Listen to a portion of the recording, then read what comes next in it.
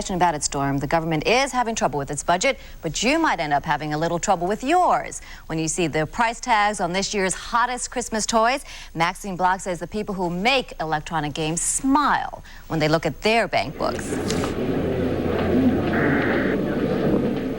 These games may very well be at the top of many Christmas lists. Electronic games being heralded by folks in the trade as this year's holiday bestseller.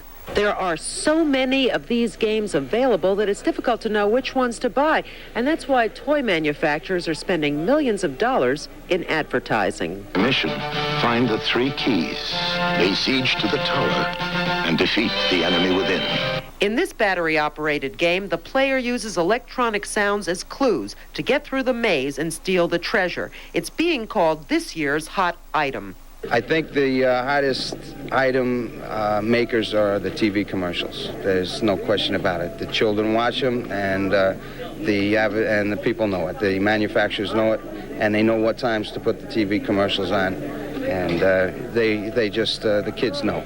Electronic handheld games like this one are also very hot items this time of year. What makes them so popular? Well, the buyers here say the kids like to see the action and the color, and they love hearing the noise. Then there are the electronic video games. You hook them up to your TV set. They're expensive, top price nearly $300, but those who sell them say that it's a very good investment. I remember when I was a kid, my father would buy a game for the family, and we'd play it. And back then, it was usually the most expensive game that was purchased for us. Now, of course, times being and things being that they are, the family game is now turned into and around the TV set, it seems. And this is an ideal gift. Everyone can play it. Everyone can get involved.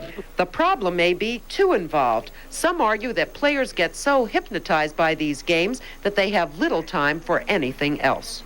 I have mixed emotions. I've been looking at the Intellivision and the Atari over there. I have young kids, and I've been thinking about eye-hand coordination and things like that, developing those. But then I've been reading in the paper and seeing on TV the articles of the parents' groups that are against them.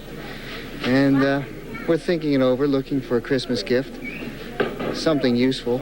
Why are parents against them?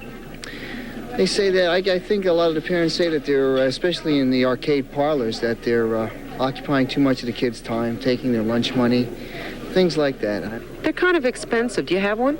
Yeah. Who bought it for you? My mother. Did she say it was a big sacrifice? Yeah. How many hours do you play it? I don't know, 6 or 7. A day? Yeah. Well, you heard right, and that's a lot of time playing a game. It might be wise to limit playing time. And while we're on the subject, you may wonder how much time you have before these electronic games are sold out.